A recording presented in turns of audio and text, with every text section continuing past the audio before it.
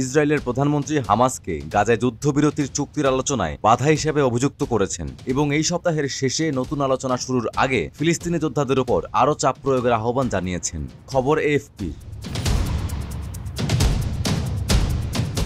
রোববার 18 আগস্ট প্রধানমন্ত্রী বেনিয়ামিন নেতানিয়াহুর এই মন্তব্যের মধ্যে মার্কিন পররাষ্ট্রমন্ত্রী অ্যান্টনি ব্লিংকেন ইসরায়েলে পৌঁছেছেন। তিনি একটি চুক্তি চূড়ান্ত করার লক্ষ্যে সফর করেছেন যা একটি বৃহত্তর সংঘাত এড়াতে সহায়ক হতে পারে।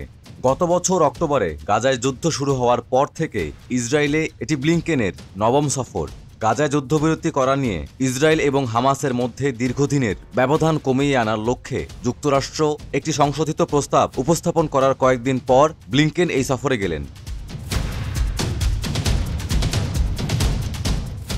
ব্লিংকেনের সফরসঙ্গী এক মার্কিন কর্মকর্তা জানিয়েছেন, শীর্ষ মার্কিন কূটনৈতিক সোমবার ইসরায়েলের প্রধানমন্ত্রী নেতানিয়াহু, প্রতিরক্ষা মন্ত্রী ইয়োভ গ্যালান ও প্রেসিডেন্ট আইজাক হারজোগের সঙ্গে আলাদাভাবে দেখা করেন। এরপর মঙ্গলবার মিশরে যাত্রা করবেন বলে পররাষ্ট্র দপ্তর জানিয়েছে। নেতানিয়াহু এদিন জেরুজালেমে মন্ত্রিসভা বৈঠকে নবনিযুক্ত হামাস প্রধানের কথা উল্লেখ করে বলেন, এই মুহূর্ত পর্যন্ত হামাস অটল রয়েছে। তারা দোহা আলোচনায় কোনো প্রতিনিধি পাঠায়নি। সুতরাং হামাস ও ইয়াহিয়ার উপর চাপ পড়া উচিত, ইসরায়েলি সরকারের উপর নয়।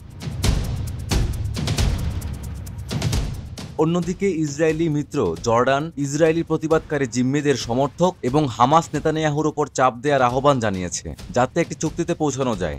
হামাস কর্মকর্তা ওসামা হামদান বৃহস্পতিবার জানিয়েছেন, হামাস দোহা আলোচনায় অংশ নেবে বলে মধ্যস্থকারীদের জানিয়েছে, তবে এক্ষেত্রে শর্ত হল হামাসের ইতোমধ্যে সম্মত বিষয়ে বাস্তবায়নের একটি সময়সূচি নির্ধারণ করতে হবে। পরে এই আলোচনা বৃহস্পতি ও শুক্রবার অনুষ্ঠিত হয়। পাশাপাশি হামাস ইসরায়েলের নতুন শর্তগুলোর বিরোধিতার কথা জানিয়েছে।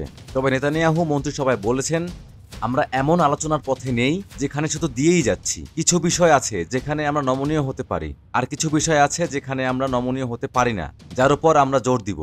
জিম্মিদের বাড়িতে ফিরিয়ে আনার জন্য বিশাল প্রচেষ্টা চালানো হচ্ছে উল্লেখ করে তিনি আরও বলেন, আমাদের সেই নীতিগুলো দৃঢ়ভাবে সমর্থন করি যা ইসরায়েলের নিরাপত্তার জন্য অপরিহার্য। একই সঙ্গে একটি চুক্তিতে পৌঁছাতে হামাসের উপর শক্তিশালী সামরিক ও কূটনৈতিক চাপ প্রয়োগের আহ্বান জানান।